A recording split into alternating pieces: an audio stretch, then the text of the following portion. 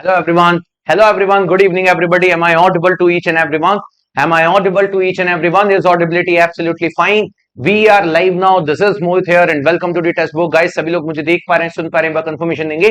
सभी लोग मुझे देख पा रहे हैं, सुन पा रहे हैं, कंफर्मेशन दो यार. Is audibility absolutely fine to each and everyone. So guys, आप सभी बच्चे 22 और 23 तारीख को एनएचपीसी और टीएचडीसी का एग्जाम देने जा रहे हो. आप रिस्पेक्टिव किसी भी ब्रांच के स्टूडेंट हो, चाहे आप ड्राफ्ट्समैन हो, इलेक्ट्रिकल हो, मैकेनिकल हो, सिविल हो, इलेक्ट्रॉनिक्स हो, आप सभी बच्चों के अंदर एक पैनिकनेस आ जाती है बेटा एग्जाम के पहले.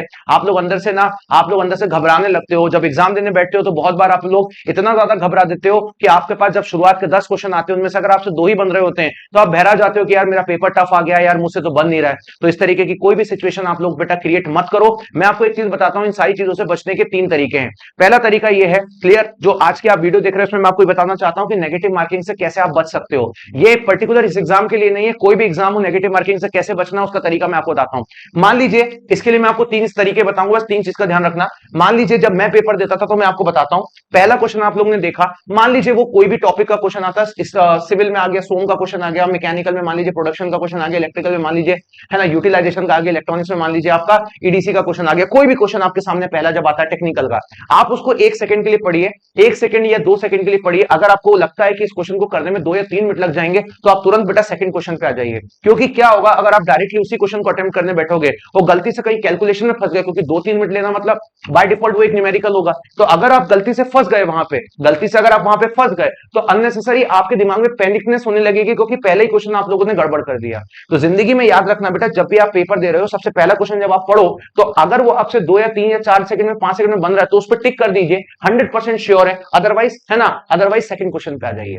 ऐसे करते करते आपको करना क्या है, थ्रू आउट द पेपर पूरा कर लेना है बेटा एक शॉट में. आप ये मत सोचिए कि आप पहला देखेंगे फिर उस पर सोचेंगे, फिर दूसरा देखेंगे फिर सोचेंगे. इस तरीके की बिल्कुल भी चीजें ना करें. जब आप बेटा शुरुआत के आधे घंटे में, या आधे घंटे में बोलूंगा 45 मिनट्स के अंदर, ठीक है, जब आप शुरुआत के 50 क्वेश्चन देख चुके होगे, 70 क्वेश्चन देख चुके होगे, 80 क्वेश्चन देख चुके होगे, जैसा जैसा डिफरेंट डिफरेंट डिफरेंट लेवल आता है एग्जाम के अंदर, उसके अकॉर्डिंग जब आप देख चुके होगे तो उसमें से बेटा आपसे 50-60% क्वेश्चन बन चुके होंगे. लेकिन बाकी क्वेश्चन आपने, इसका मतलब बाकी क्वेश्चन आपने छोड़े हैं. इसका मतलब ये नहीं कि वो आपसे बन नहीं सकते, वो आपसे उस समय जब आपने पढ़ा था तो 5-10 सेकंड में क्लिक नहीं कर रहा था, राइट. फिर आप क्या करो बेटा, दोबारा से वापस से उन क्वेश्चन को देखो. तो जब आप इस तरीके से एग्जीक्यूट करोगे चीजों को तो बहुत पहले प्यारे तरीके से आप अपनी एक्यूरेसी को बढ़ा पाओगे. इसका छोटा सा एग्जांपल मैं देता हूं. मान लीजिए बेटा मेरे पास 10 क्वेश्चन का पेपर है, मान लीजिए मेरे पास 10 क्वेश्चन का पेपर है. इस 10 क्वेश्चन के पेपर की अगर मैं बात करता हूं तो मेरी जो स्ट्रेटेजी वो ऐसी है, मैं पहला क्वेश्चन पढ़ूंगा और मान लीजिए मेरे पास जो समय है पेपर में सॉल्व करने का वो 10 मिनट का है, तो मेरी स्ट्रेटेजी ये रहेगी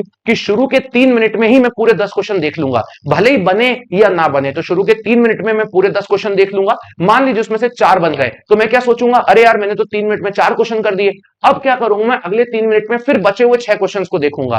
जब मैं बचे हुए 6 क्वेश्चंस को देखूंगा तो फिर मैं इतनी जल्दी देखूंगा मैं कि जो बनता जाएगा करता जाऊंगा, जो बनता जाएगा करता जाऊंगा. ऐसे करते करते 6 मिनट में मैं 7 क्वेश्चन कर चुका हूं और मुझे पता हुआ कि ये मेरे 7 सटीक क्वेश्चन है. अभी भी मेरे पास 4 मिनट का समय बचता है और मुझे सिर्फ 3 ही क्वेश्चन करना है, तो मेरा पूरा फोकस उन 3 पे होगा और यहीं से मैं अपनी एक्यूरेसी को बढ़ाने का काम करूंगा. तो गाइस, जिंदगी में याद रखना, आप जब भी कोई एग्जाम दें ऐसा नहीं करना है कि पहला क्वेश्चन किया फिर दूसरा किया, फिर आपके पूरे 3 घंटे निकल गए, लास्ट तक जाते जाते जाते जाते आप पूरा पेपर अटेम्प्ट कर पाए. नहीं, आपको पूरा पेपर थॉरोली टेक्निकल का एक बार देख लेना है 45 मिनट में, ठीक है. उसमें से आपसे मान लीजिए 140 में से कुछ 70 क्वेश्चन बन गए, फिर आप वापस से आधे घंटे के लिए देखिए, फिर कुछ 30 क्वेश्चन बन गए. ऐसे आपको एग्जीक्यूट करोगे तो ऑटोमेटिकली आपकी एक्यूरेसी ज्यादा होगी और नेगेटिव मार्किंग कम होगा. चलिए, इस तरीके की वीडियोस के लिए और मिलते रहेंगे. So thank you very much, bye bye, take care and love you everybody guys.